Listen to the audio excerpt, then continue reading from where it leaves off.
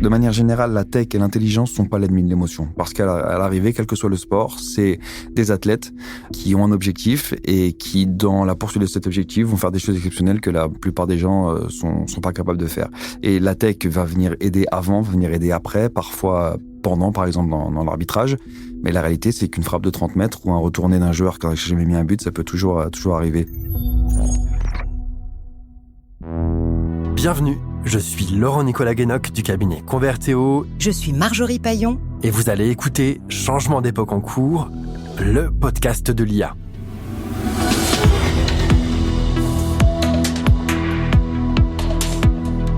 Changement d'époque en cours.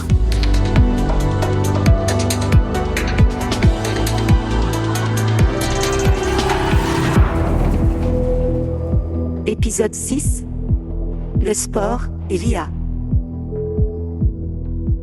Bienvenue dans Changement d'époque en cours, je suis Laurent-Nicolas Guénoc du cabinet Convertéo. Je suis ravi de vous retrouver pour ce nouvel épisode et je suis très heureux d'accueillir à mes côtés une nouvelle voix pour conduire avec moi nos conversations. Bonjour Marjorie Paillon, bienvenue dans ce Changement d'époque en cours. Hello Laurent, bonjour à toi, ravi de te rejoindre comme sparring partner pour cette nouvelle série d'épisodes.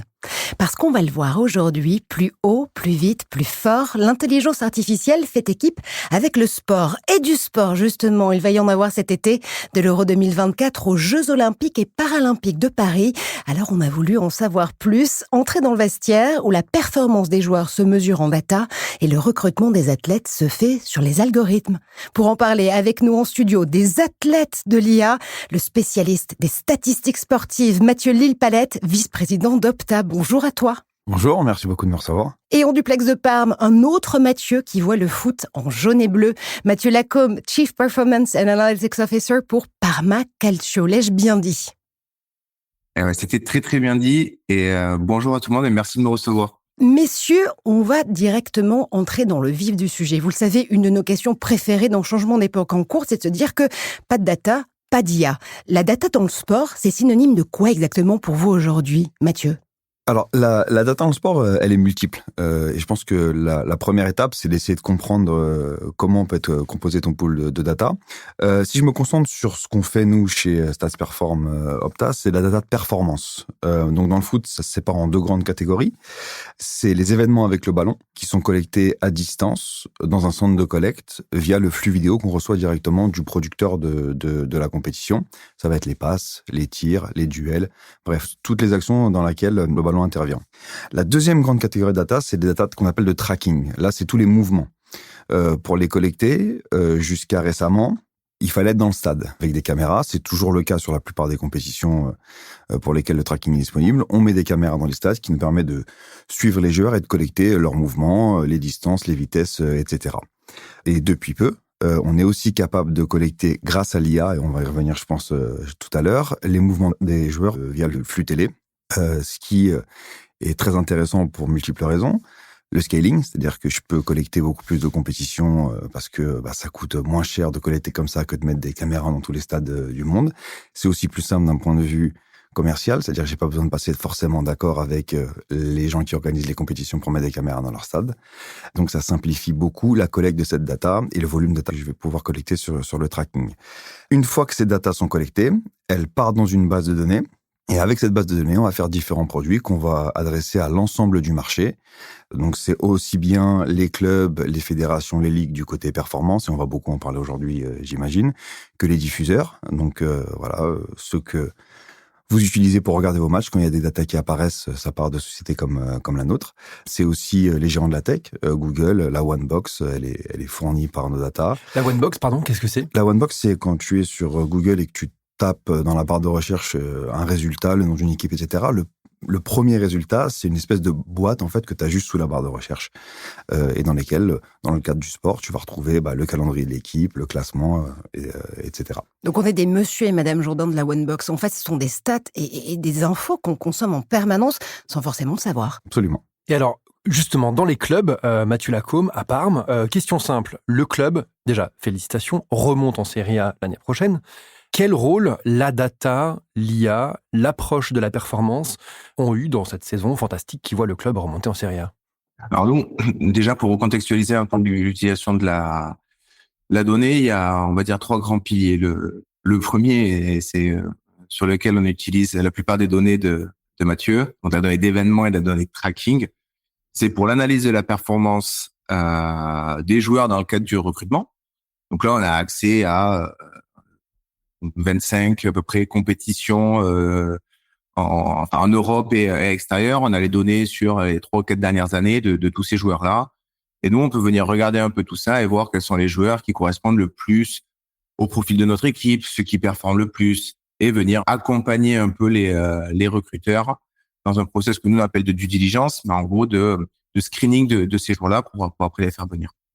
On utilise aussi cette donnée-là dans le cadre, on va dire de l'équipe, où ça va nous servir nous à créer alors, soit des rapports ou des modèles, mais d'un côté d'analyse de notre équipe, essayer de comprendre le niveau de jeu de notre équipe, est-ce que ça correspond à ce que l'entraîneur veut faire sur le terrain, est-ce qu'on est performant, et ainsi de suite, mais aussi analyser l'adversaire.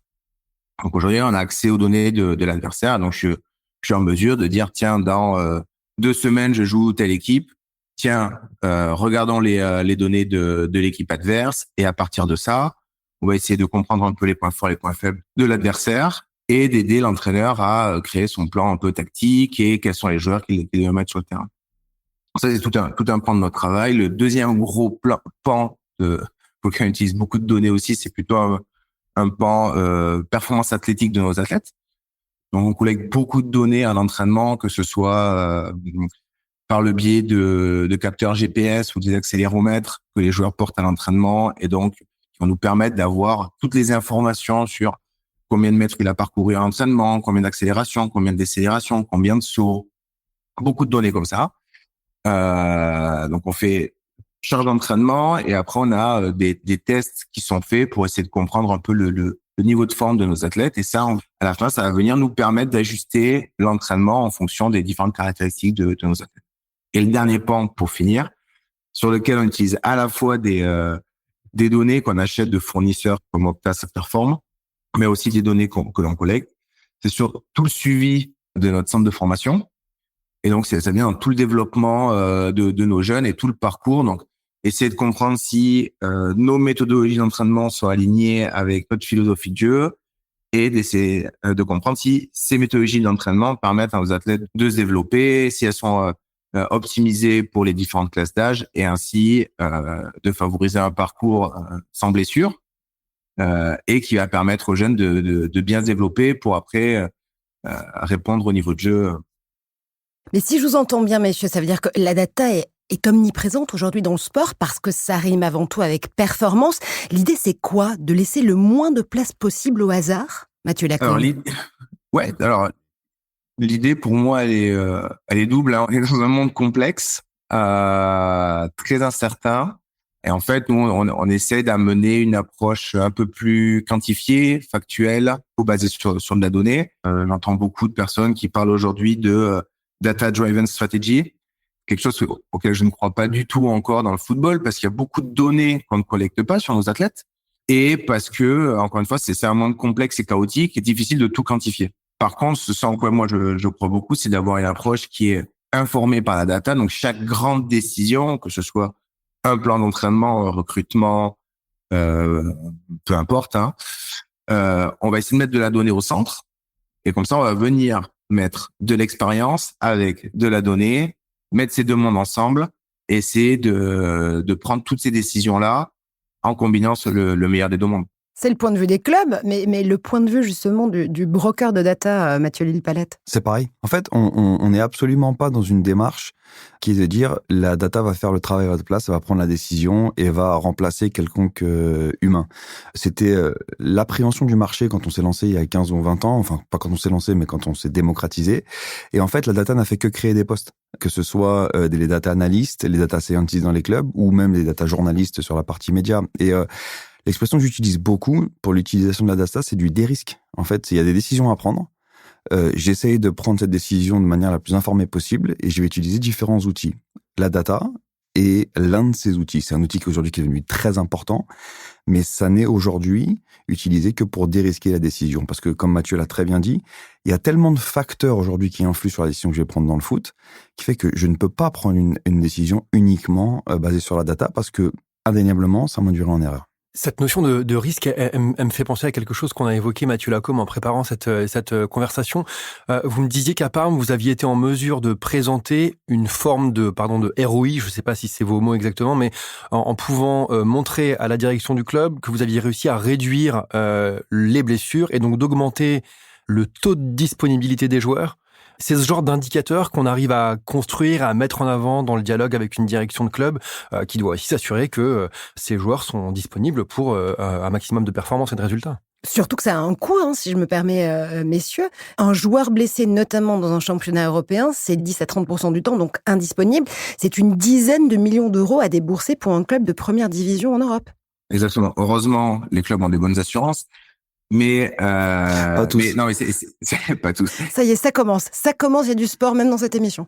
Mais c'est exactement la façon dont on le présente nous aux actionnaires et à la direction. C'est que d'un côté, on a un processus d'acquisition du joueur. Donc, on va essayer de chercher de faire venir les meilleurs joueurs possibles dans le club. Après, encore faut-il que ces meilleurs joueurs soient en mesure de jouer. Et donc après, c'est une fois qu'ils sont dans votre club, c'est comment vous pouvez maximiser le temps de disponibilité de ces joueurs pour votre entraîneur et indirectement créer des problèmes à l'entraîneur qui se retrouve avec trop de joueurs et qui doit faire des choix. Après, de là à dire que la réduction, par exemple, des blessures dans un club, elle a été uniquement due aux nouvelles approches qu'on a mis en place, c'est toujours difficile à faire le lien entre les causes et les conséquences. Ne serait-ce que ce qu'on voit, c'est que le fait d'avoir mis une approche un peu plus informée, alors par les data, mais aussi par la science, d'avoir amélioré la communication d'un staff via la création de rapports, on a une diminution du nombre de blessures et donc une augmentation du taux de disponibilité de nos joueurs. Mathieu Lille-Palette. Ouais, non, c'est exactement ça. Et l'une des manières de le résumer, c'est que la data, donc maintenant, est prépondérante dans les clubs. Alors, encore une fois, il y a des degrés, des échelles. Parma est un club qui travaille extrêmement bien. Mais les décisionnaires, au niveau des clubs, ils n'ont pas de problème de data. Ils ont des problèmes de foot.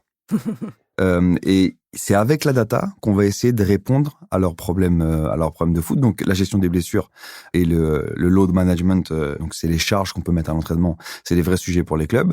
Et dans ces cas-là, effectivement, l'information data est extrêmement importante et c'est une belle utilisation de cet outil-là, effectivement. Mais alors, justement, ce qu'on comprend, c'est que l'IA et la data, elle n'est pas isolée toute seule dans son coin dans la gestion d'un club ou même d'une fédération sportive. Elle l'a longtemps été. Elle a longtemps été, mais justement, c'est un peu le sens de ma question. Vous avez vu les organisations sportives, qui sont vos clientes chez Opta, se transformer ces dernières années. Ouais. C'est quelque chose qui est assez prégnant, j'imagine. On parlait de la création de postes dans les clubs. Complètement. La première réaction, et moi j'ai commencé chez Opta il y a 15 ans maintenant, les premières réactions au départ, quand on arrivait à avoir les interlocuteurs au niveau des clubs professionnels, c'était beaucoup de méfiance. C'était en Europe, on n'est pas des Américains, ça s'est fait pour le basket et le baseball, c'est pas adapté à notre sport, etc. Ce qui, dans une certaine mesure, s'entend parce que les sports américains sont des sports de phase. Quand on regarde le résumé de stats d'un match de basket, sans mettre le score, on sait qui a gagné, parce que le meilleur en stade va gagner. C'est beaucoup moins le cas dans le foot ou dans les grands sports européens comme le rugby, où c'est beaucoup plus aléatoire, c'est beaucoup moins phasé et parfois les stats n'expliquent pas le résultat. Donc ce discours-là, il se comprenait et puis c'était quelque chose de nouveau. Mais en fait, au gré de l'utilisation et des succès, ça a fait son chemin.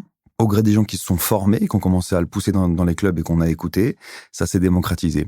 Mais l'essentiel, alors ça a été la progression de la tech, parce que c'est un prérequis, il faut que les datas soient bonnes, il faut que les outils pour utiliser les datas soient bons également. Mais ce qui a fait la différence dans le foot, et je ne sais pas si tu seras d'accord Mathieu, c'est les gens qui ont été capables de traduire ça. Parce que on avait à la base deux mondes relativement opposés, donc le sport et le coach ou le directeur sportif, c'est en général quelqu'un qui a été joueur ou qui est du sérail, donc dont la qualité va être l'œil, la connaissance, qui va opposer cette connaissance et son œil à la machine. Et donc il a fallu des gens qu'on a mis au milieu et qu'on dit non mais ok, ça on n'est pas en train d'évaluer ta valeur ou ton travail, on est simplement en train de dire que en plus de ce que toi tu sais faire, on va te faire gagner du temps et on va t'aider à être plus précis avec les datas. Et c'est ce chemin-là et c'est les succès qu'il y a eu à travers les années via différentes équipes qui ont en gros envoyé des signaux au marché en disant non mais il y a un vrai sujet, effectivement ça nous rend meilleurs et on est passé d'un avantage concurrentiel à avoir de la data à un désavantage si on n'en a pas. Et aujourd'hui le succès pour une boîte comme nous, il est là, c'est que on est passé de nice to have à indispensable, sinon les clubs ou les fédés ou les ligues se sentent moins forts que les autres. Plusieurs questions dans cette question, Mathieu, et je vais la renvoyer à Mathieu Lacombe pour le coup. D'abord, ça veut dire quoi? Ça veut dire qu'il a fallu faire beaucoup de pédagogie au départ pour que des data scientists ou des sport scientists soient acceptés auprès des staffs et aussi auprès des joueurs.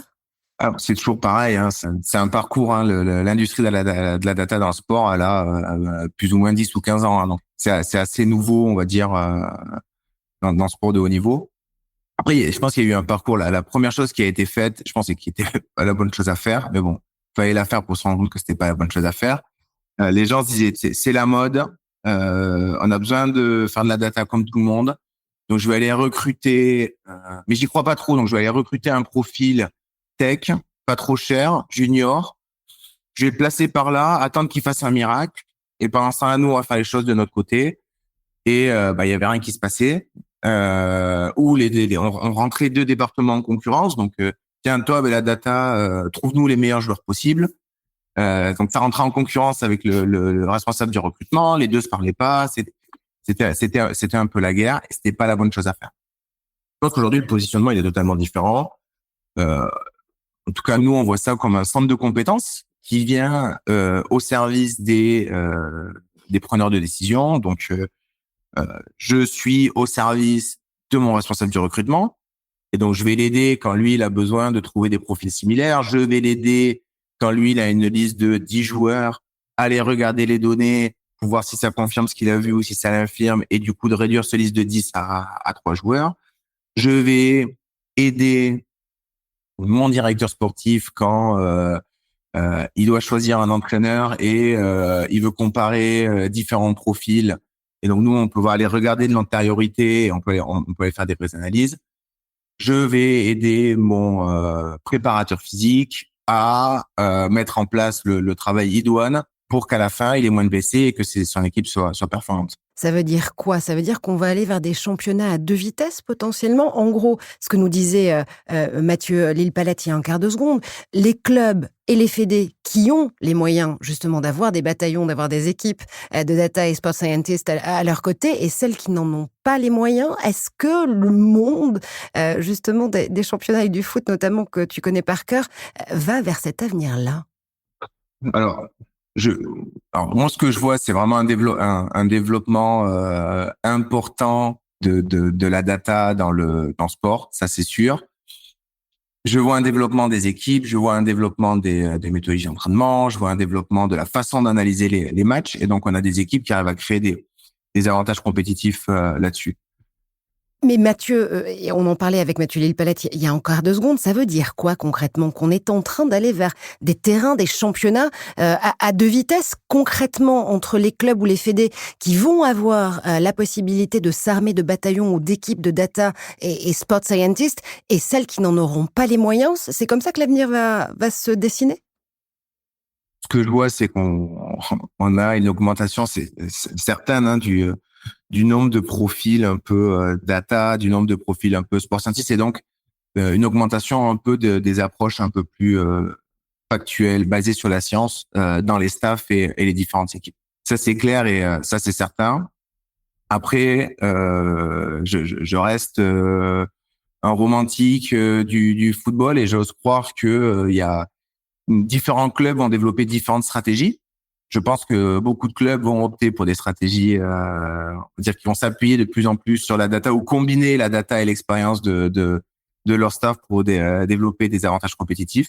Et je suis sûr aussi que peut-être certains clubs arriveront à trouver des moyens de développer des avantages compétitifs sans ça, par d'autres moyens, je sais pas. Puis à la fin, je suis encore un romantique du football, donc je crois beaucoup qu'à la fin, on a 11 joueurs sur le terrain qui ont des qualités, un entraîneur qui a de l'expérience. Nous, on vient pour accompagner cette performance-là. C'est pas moi qui fais la performance. Donc, oui, ça permet de réguler peut-être de réguler niveau de jeu certains niveaux. Ça permet de créer certains avantages compétitifs. Mais je pense pas du tout à un développement d'un sport complètement à deux vitesses entre ceux qui en ont pas et ceux qui en ont. Simplement pour me dire ça, je suis d'accord avec Mathieu. Je pense pas que la data va accentuer le déséquilibre que tu as déjà dans le foot.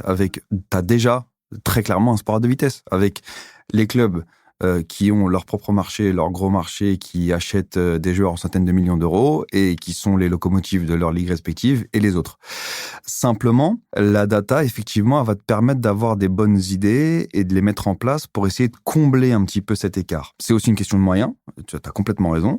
Donc forcément, plus j'ai d'argent, a priori, plus je peux m'acheter d'analystes, plus je peux m'acheter d'analystes qualifiés, plus je peux m'acheter de data, ça c'est indéniable. Mais les ligues et donc les fédérations se structurent aussi pour essayer de distribuer de manière relativement équilibrée cette donnée-là. Sans rentrer dans la partie commerciale de mon métier et de vous expliquer les business models, nous, ce qu'on fait beaucoup, c'est passer des deals avec les ligues pour que on leur fournisse des données à eux en tant qu'entité, mais surtout qu'ils puissent les fournir à l'ensemble de leurs clubs, de leurs diffuseurs, de leurs partenaires commerciaux. Et libre à certains clubs d'aller plus loin s'ils le veulent. C'est exactement ça. C'est-à-dire que moi, j'ai un deal cadre avec la Série A ou la Série B, par exemple. Donc, Parma, au titre que l'ensemble des autres clubs de la Ligue va recevoir des données. Et derrière, c'est le travail qu'ils vont faire avec ces données-là qui va ou non leur donner un avantage. Donc, la data va pas régler les écarts dans le sport qui sont avant tout des écarts économiques, mais c'est quand même une manière quand c'est bien géré, notamment par les ligues et par les clubs, de parfois combler un petit peu les écarts. Et je rajouterais aussi quelque chose qui est important, c'est que la performance, elle a longtemps été vue sous le prisme de la qualité de ton recrutement, et ton recrutement uniquement de joueurs, qui est un recrutement dans le foot, si on parle d'échelle, très très très coûteux, que ce soit en transfert ou en salaire.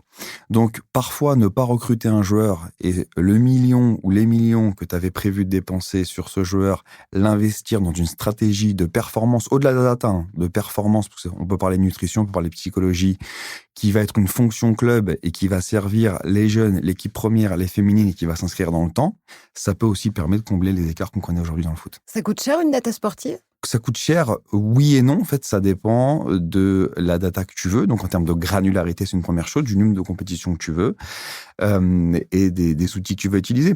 Nous, on a des clubs en national, donc au troisième niveau, on a des clubs clients en national, troisième niveau français. On a des clubs en Hongrie et on est aussi fournisseur du Paris Saint-Germain, de Manchester City, des plus grands clubs du monde.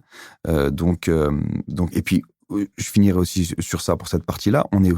Nous, on est cher parce qu'on est le leader de marché et c'est un positionnement qui est assumé.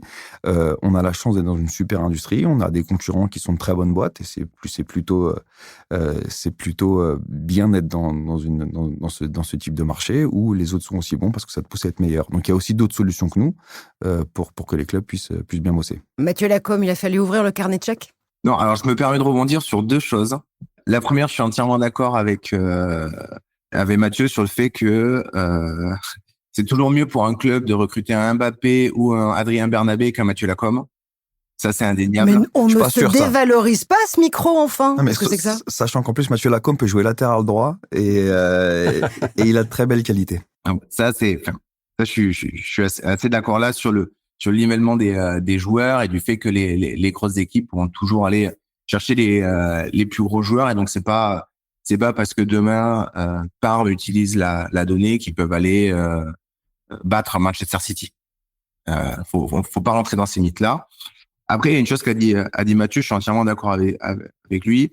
Dans la recherche d'un monde qui est, on va dire, plus sustainable d'un point de vue économique, soutenable, et dans lequel en fait la moindre erreur de recrutement peut vite coûter très très cher. Si on parle d'un recrutement moyen d'un joueur de Ligue 1, c'est entre 5 et 6 millions.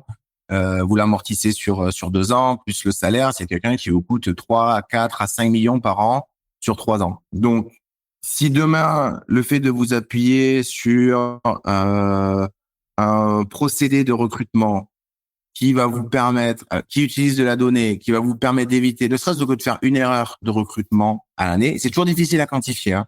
Ne serait-ce que de faire une erreur de recrutement à l'année, vous remboursez déjà votre département data de loin et vous permettez petit à petit de créer un modèle économique qui est beaucoup plus vertueux. Et après, le dernier point pour moi qui est important. Alors, Mathieu dit que la data coûte cher. C'est vrai. En même temps, moi, je mets un vrai bémol là-dessus. Je suis convaincu qu'aujourd'hui, on n'est pas obligé d'être Manchester City pour faire de la donnée. Nous, on a démarré notre projet. On était en série B au départ. Et je pense que ça part d'avoir une bonne stratégie de club claire. Une fois qu'on a défini ça, derrière, d'avoir des investissements qui ont pas besoin d'être énormes. On parle pas de millions d'euros, hein. Donc, il n'y a pas besoin d'avoir des investissements qui sont énormes pour démarrer quelque chose.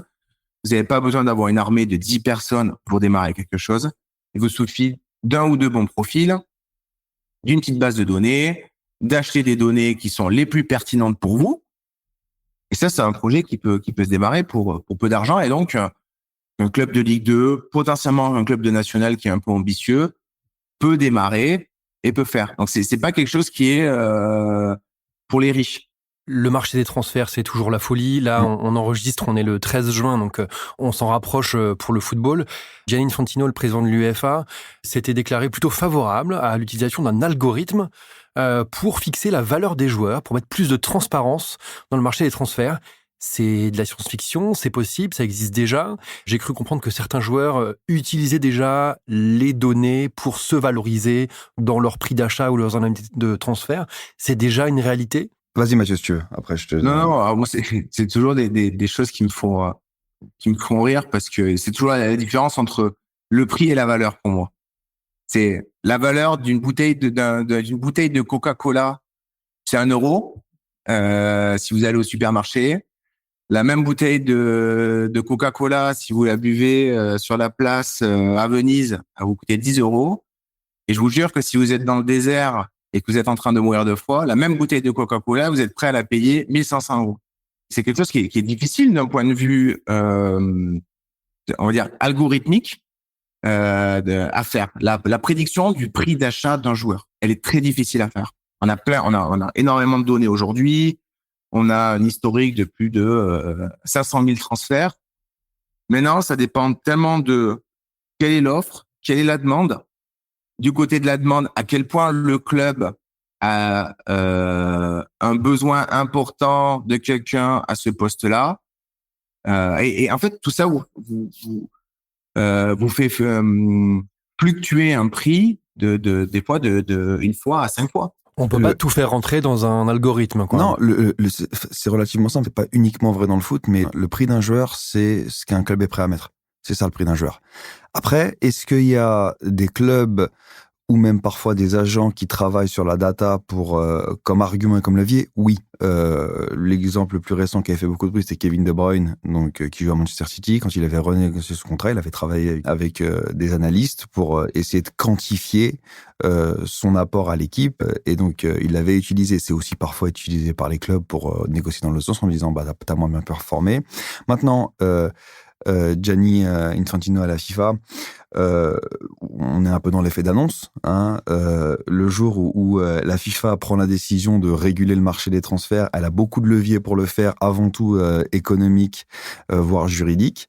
C'est pas forcément dans son intérêt de caper et de réguler le marché des transferts, si je suis parfaitement sincère. Maintenant, est-ce que ce serait plutôt louable d'avoir ce type de démarche? Oui. Après, je suis d'accord avec Mathieu. On a, je pense, aujourd'hui suffisamment de données pour essayer de monter un algo qui te dit, voilà, un joueur qui te donne tant de garanties dans les 30 derniers mètres sur ces KPI-là, parce que c'est un latéral offensif. Donc potentiellement, si je tire un peu le fil, on peut peut-être arriver à une évaluation relativement fair de la valeur de la performance. Sauf que la réalité, c'est que demain, ce joueur-là est disponible.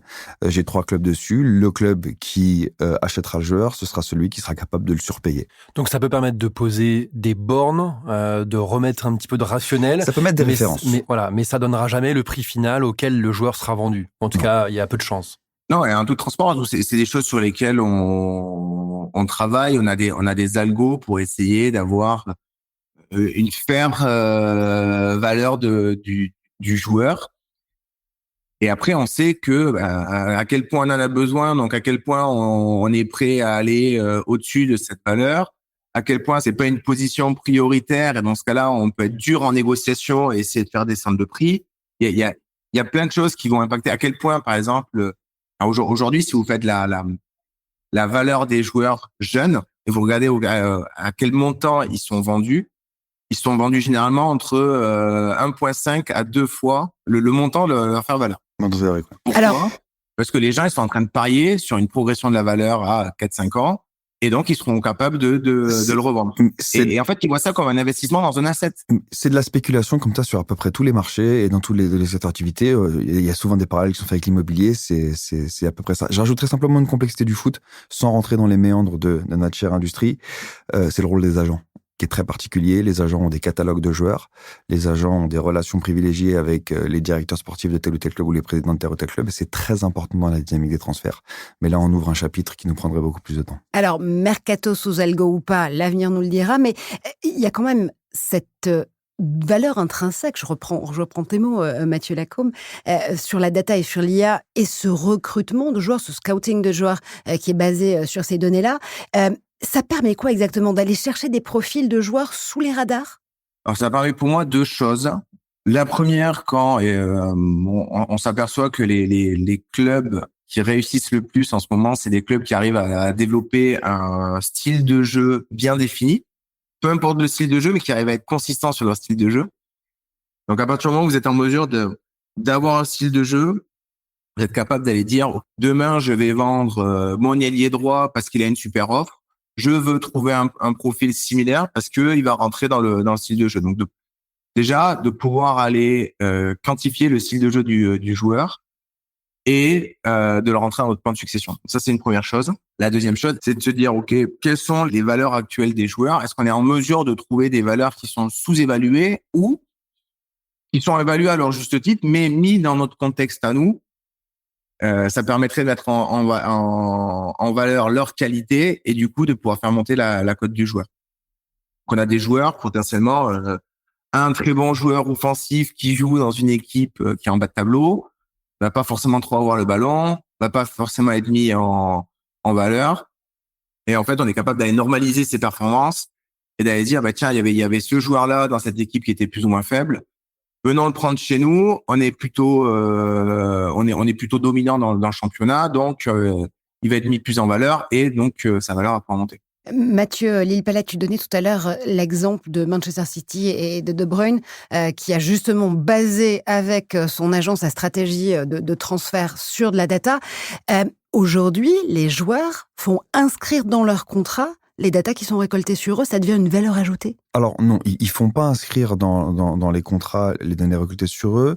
La seule chose qui est couverte plus ou moins par les contrats, et il y a des disparités entre les clubs, mais c'est relativement monnaie courante, c'est en gros la rétrocession de l'utilisation des datas collectées par les GPS auxquels Mathieu faisait référence, parce que comme c'est quelque chose que tu portes sur toi, ça devient du droit personnel, et ça, pour que le club l'utilise, il faut que tu donnes son accord, le club ou la fédération. Donc ça, c'est aujourd'hui avec les données médicales, qui est encore un autre sujet, ça va être concerné par les contrats des joueurs. Ce qu'on fait nous aujourd'hui, donc la collecte à distance des données de tracking et des données d'événements avec le ballon, qui ne nécessitent pas que le joueur porte quoi que ce soit, c'est aujourd'hui des données dont on est propriétaire. On en parlait rapidement tout à l'heure quand on s'est rencontrés, c'est sans rentrer dans la technicalité, c'est du droit européen sur les bases de données et propriétaire de la data, celui qui la collecte et qui la met en base. Donc ça aujourd'hui, c'est pas concerné par les contrats. Il n'y a pas de volonté de notre part de cacher ces notions de propriété. Au contraire, c'est un sujet qui est hyper ouvert entre nous et nos clients, ligues, clubs et fédérations. Simplement parce que pour que cette data existe, et vous aurez compris qu'elle est très utile, il faut que quelqu'un la collecte. La collecter, ça coûte quand même très cher. Tu vois qu'elle coûte cher cette data finalement ? Alors, elle coûte cher à collecter, mais quand tu la collectes depuis 15-20 ans, elle a été relativement amortie. Puis de manière de façon très ouverte, c'est aussi un business de marge. Moi, je collecte ma data une fois et je la vends à tous mes clients, c'est la même. Donc, mais donc il y a aujourd'hui, voilà, en dehors des données médicales et tout ce qui est ce qu'on appelle le wearable, où effectivement il faut l'accord du joueur. Aujourd'hui, les données au sens plus élargi, elles sont pas couvertes par les contrats des joueurs. Non. Et ça, c'est extrêmement important parce qu'on le rappelle, la data collectée pour la performance, c'est pas forcément rarement considérée comme la data de santé, mais ça peut être le cas. Et la data de santé, c'est de la nitroglycérine, hautement protégée par les CNIL nationales. Mathieu Lacombe, comment est-ce que justement tu arrives à départager ces datas qui vont être essentielles pour toi dans ta stratégie ou pas? L'avantage au club aujourd'hui, c'est qu'on a tout un process où déjà en début de saison, les joueurs signent des accords. Donc on a tout un process où on explique à nos joueurs ce qu'on va faire avec leurs données. Donc il y a un processus d'éducation avec nos joueurs qui comprennent bien ce qu'on va faire avec leurs données. Ils signent un accord et après toutes les données sont stockées dans nos bases de données, anonymisées et utilisées que pour certains use cases. Et quand le joueur part, s'il me demande, Mathieu, je veux récupérer toutes mes données ou je veux que tu effaces toutes mes données, on le fait. Ils ont un droit de regard sur nos bases de données. On est assez transparent là-dessus. Donc les clubs sont vachement plus éthiques que les plateformes, si j'entends bien, sur l'effacement et la propriété des datas personnelles. En tout cas, on se le doit. Je pense que les politiques, c'est la CNIL en France, mais on a le même système en Italie. Donc, on essaie d'être assez pointu là-dessus. On est aidé d'avocats sur ce sujet-là qui contrôlent un peu les choses. Et ça en revient aussi. Alors, c'est très intéressant comme sujet parce que jusqu'à présent, ou encore aujourd'hui, si vous allez dans plein de clubs, vous allez retrouver des données médicales de joueurs qui sont stockées sur l'ordinateur de, je sais pas, Jean-François là-bas. Vous avez Thierry qui a des données GPS sur des ordis perso. C'est pas très bien géré. Et je pense que si vous êtes contrôlé, que c'est en ce cas-là, c'est pas bon. Nous, l'avantage de développer votre département, on va dire data au club aussi, c'est pour éviter ce genre de risque. Oui, il y a plus de données sur les ordinateurs perso des joueurs. Toute donnée qui est collectée est envoyée sur nos bases de données, stockée, anonymisée, et personne a des données sur son ordinateur personnel. Il y a une question qui, je pense, est aussi un sujet de génération. Les nouveaux joueurs, les nouvelles joueuses qui arrivent dans les structures de sport professionnel, elles ont grandi avec la data ces dernières années. Elles ont toutes eu, avant d'être pro, des capteurs, une montre connectée, comme on est déjà au moins 2, peut-être 3 à voir dans la salle. Même pas. 2. Il y a ce changement-là aussi dans les générations de joueurs et peut-être de dirigeants aussi. Oui, carrément. Enfin, pour moi, il y a deux choses. Il y a des joueurs qui, quand ils vont s'entraîner chez eux l'été, se mettre des capteurs, ont appris à suivre leur performance de façon un peu plus fine. Ça, c'est une chose. Et après, des joueurs qui jouent aussi aux jeux vidéo, et quand ils jouent à l'entraîneur ou à FIFA, sans marque, c'est un plus FIFA d'ailleurs, je crois. Peu importe, mais quand ils jouent à la PlayStation, aujourd'hui, vous faites votre équipe, vous avez toutes les données, et en fait, ils sont plongés dans ce monde-là. Donc, ils ont une appétence pour ça. Quand vous le faites sur FIFA ou quand vous suivez vos données, qu'est-ce que vous faites quand vous arrivez dans un club et qui est staffé professionnellement? C'est faut vous demander à avoir des informations sur votre propre performance, parce que ça vous intéresse. Ouais, non, clairement. Et puis la tendance se vérifie aussi avec les coachs et les dirigeants. Moi, je me rappelle mes premières discussions avec des présidents de club il y a 15 ans. Il m'est arrivé d'être reçu par politesse et sorti du bureau au bout de 5 minutes en me disant c'est un truc d'américain. Et aujourd'hui, il y a des présidents qui sont des gros fans de données, qui basent des stratégies de recrutement dessus. C'est pas un secret, par exemple, à Toulouse. Damien Comolli, Damien Comolli, ça a toujours été un acteur très important de la data dans tous les clubs par lesquels il est passé. Et aujourd'hui, c'est une verticale très importante du. On parle de foot ou de rugby? Parce que quand on parle de Toulouse, il faut préciser. Okay. On parle du foot. Mais c'est une très bonne question parce que si je rétropédale un petit peu et je reviens 15 ans en arrière, le sport le plus moteur en data, quand on a commencé à travailler, nous, c'était le rugby. Parce que sport challenger, moins exposé, plus curieux, envie de combler un peu l'écart avec le foot. Et on a vu la petite bosse dans le dos des joueurs avec ce capteur GPS arriver au rugby. Mais c'est plus le cas maintenant, bien entendu. Mais sur les premières années, on avait beaucoup plus de clubs clients en top 14 qu'en Ligue 1. Ouais. Ça veut dire quoi, messieurs, aujourd'hui, que l'IA et la data, c'est le 2e homme ou la 12e femme sur le terrain?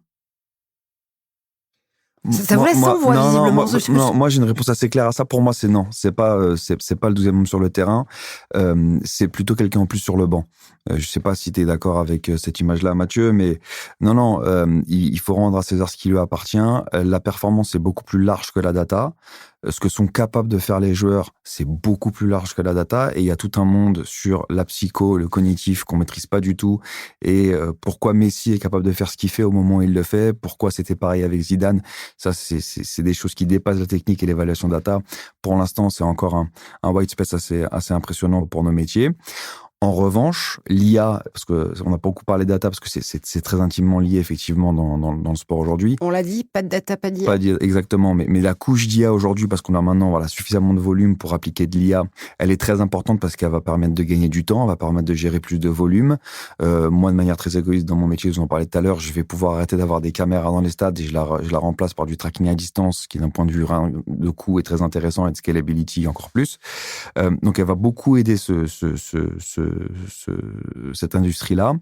Maintenant, ce sera jamais un 12e joueur. En revanche, ce sera toujours une ressource en plus pour mettre les 11 joueurs sur le terrain dans les meilleures conditions possibles pour faire leur travail. Alors, quittons peut-être un moment le foot. Je sais que l'Euro démarre demain. Là, on enregistre, on est le 13 juin. Demain, c'est le match d'ouverture de l'Euro Allemagne-Hongrie, c'est ça ? Écosse. Allemagne-Écosse. Allemagne-Écosse. Allemagne-Écosse. On rentre ensuite dans la période des Jeux Olympiques et Paralympiques. Qu'est-ce qu'on apprend des autres sports ? Quelles sont les disciplines où il y a des innovations, où on voit des choses aller vite ? Si on sort du foot, qu'est-ce que vous voyez qui vous inspire ? Quelles technologies émergent ? Comment ça se passe en dehors du foot ? Alors, c'est une excellente transition parce que ce matin même, Merci. Dans la voiture, en venant ici, j'étais au téléphone avec mes amis de l'INSEP. L'INSEP qui est l'Institut national du sport, de l'expertise et de la performance. Si je peux vous aider, n'hésitez pas.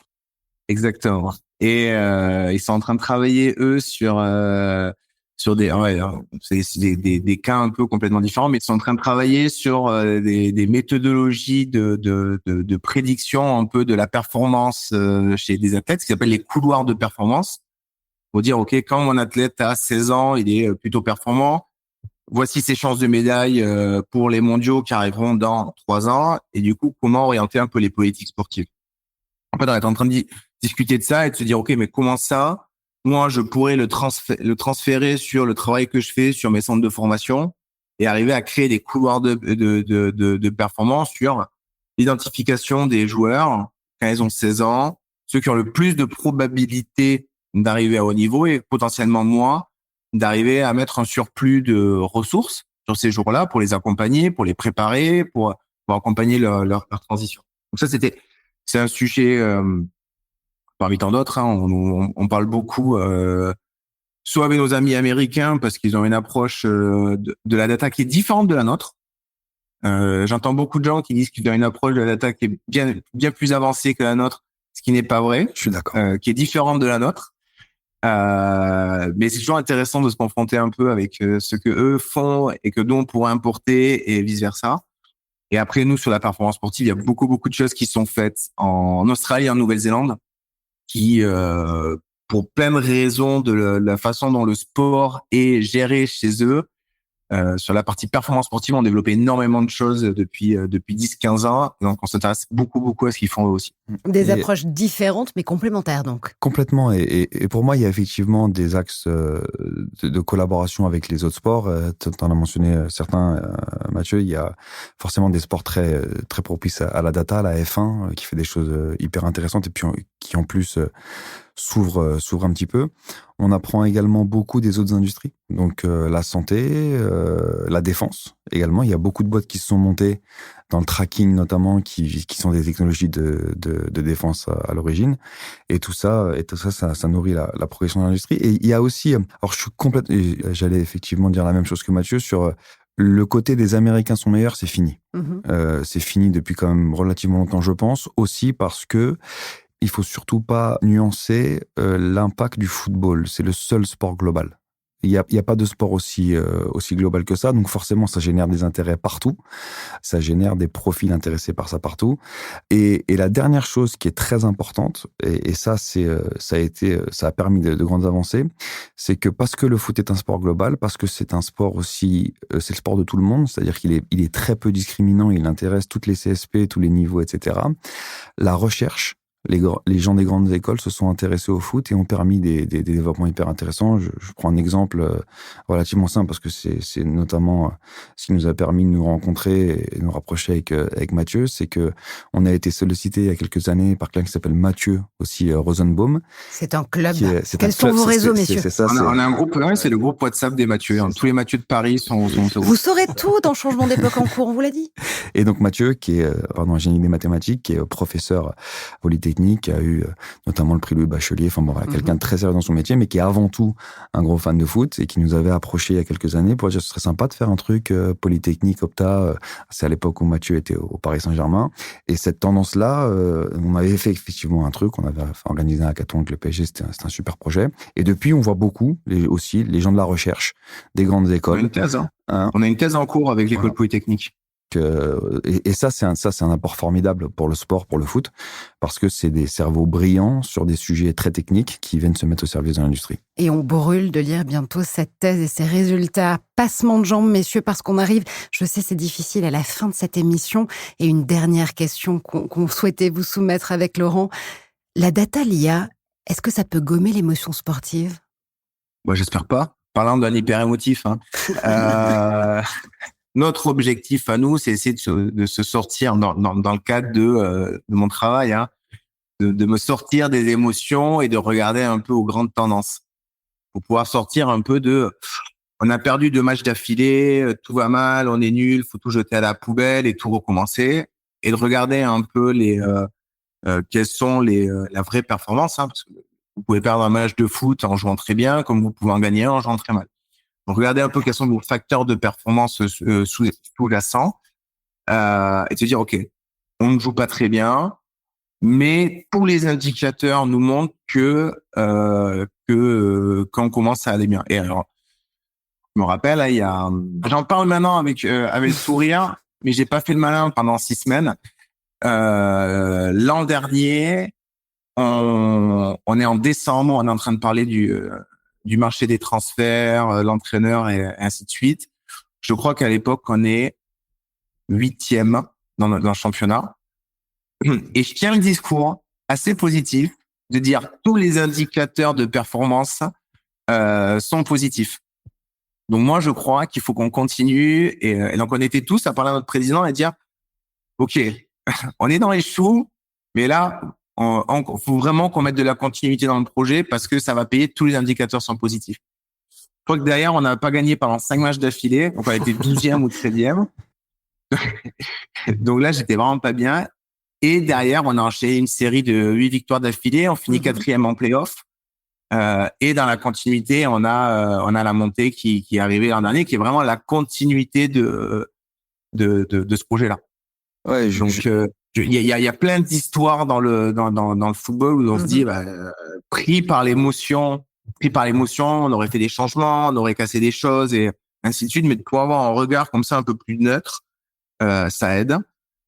En même temps, j'ai beau regarder ça d'un regard neutre comme ça, quand je suis le samedi au stade, je pense que j'ai plus d'émotions que n'importe qui, parce que c'est la beauté de ce sport. Et en match, ça se joue jusqu'à la 90e minute. Mais c'est ça, une fois que le ballon est en jeu, c'est fini. Et donc, moi, ma réponse sur ça, elle est hyper marquée. Non. De manière générale, la tech et l'intelligence sont pas l'ennemi de l'émotion. Parce qu'à l'arrivée, quel que soit le sport, c'est des athlètes qui ont un objectif et qui, dans la poursuite de cet objectif, vont faire des choses exceptionnelles que la plupart des gens sont pas capables de faire. Et la tech va venir aider avant, va venir aider après, parfois pendant, par exemple, dans l'arbitrage. Mais la réalité, c'est qu'une frappe de 30 mètres ou un retourné d'un joueur qui n'a jamais mis un but, ça peut toujours arriver. Et d'ailleurs, je fais souvent cette remarque-là, c'est-à-dire que je prends l'exemple de la VAR pour conclure. La vidéo, donc l'assistance pour les arbitres. Et je suis absolument pas particulièrement supporter de la VAR, mais il y a des grands débats sur la VAR encore aujourd'hui. On va le voir pour cet Euro. Et je pense que c'est normal et c'est bien d'avoir ce débat-là. Est-ce que la tech apporte vraiment? Est-ce que ça résout des problèmes? Mais je dirais simplement ça. La VAR n'a pas enlevé d'émotion. La VAR, ça a rajouté de l'émotion. C'est-à-dire que savoir s'il y a but, il n'y a pas but, le temps de latence quand l'arbitre va voir, etc., c'est des pics d'émotion quand on est supporter d'une équipe et qu'on est concerné qui sont extrêmement forts aussi. Et c'est, je pense, une preuve, encore une fois, que la tech, dans son utilisation, dans ce qu'elle apporte, ne sera pas l'ennemi de l'émotion. Et je pense que, quel que soit le niveau de data qu'on peut utiliser, il y aura toujours beaucoup d'émotions et le sport restera le sport. Et très rapidement, en 2 secondes chacun, un prono pour l'Euro, la finale et le vainqueur. Mathieu Lacombe. Alors là, je risque de dire une énorme bêtise parce que je sais même pas s'ils peuvent arriver en finale ensemble, mais je sens France-Allemagne. Joli. Bon, alors si à la fin c'est l'Allemagne qui gagne, c'est pas drôle. France vainqueur. Non, France vainqueur, ouais, France vainqueur. Bah, je suis cocorico, hein. Forcément. Mathieu Lille-Palette. Ouais, moi j'allais dire pareil. Je vois bien un France-Allemagne. Alors on a peut-être un peu un regard biaisé, mais je vois bien la France battre l'Angleterre en demi et l'Allemagne en finale. Ok. Histoire que on se fasse un peu plaisir. Et ce sera le mot de la fin. Je reprends ma réponse parce que je pense à tous mes amis italiens qui sont pas bons sur les Coupes du Monde, mais qui sont très bons sur les Euros. Je vais dire en France-Italie. France qui gagne en finale. Comme ça multipliera encore mes émotions. C'est plus safe pour vous, je pense. Merci. Et ce sera le mot de la fin du romantisme footballistique et sportif jusqu'au sport dataisé. Merci messieurs d'avoir été avec nous. Mathieu Lacombe pour Parma Calcio, Mathieu Lille-Palette pour Opta et merci à toi Laurent. Merci Marjorie, merci à vous deux. Merci. Un très grand merci à toutes et tous d'avoir écouté cet épisode sur l'intelligence artificielle dans le sport. J'espère que vous avez transpiré avec nous. On a été ravis d'avoir Mathieu Lacombe du club de football de Parme qui monte en série à l'année prochaine et Mathieu Lille-Palette d'Opta, le leader de la statistique sportive. N'oubliez pas de vous abonner au podcast pour ne rien manquer de nos prochains épisodes et il s'annonce exceptionnel. Retrouvez également notre newsletter Filteria dédiée à l'intelligence artificielle sur la page LinkedIn de Converteo. Si vous voulez nous écrire, c'est par ici, changement@converteo.com. On attend vos commentaires, vos remarques, vos idées de sujets pour les prochains épisodes. Je remercie toute l'équipe de Converteo qui m'aide à préparer ce podcast, Mathilde Millet, Raphaël Fétic, Charles Le Tailleur, et un très grand merci aux équipes de Magellan qui nous aident à réaliser l'émission, Cécilia Gabizon, Yanis Hachemi, Raphaël Camoun et Gilles Chauvineau. Merci à toutes et tous. On vous retrouve très bientôt. Salut!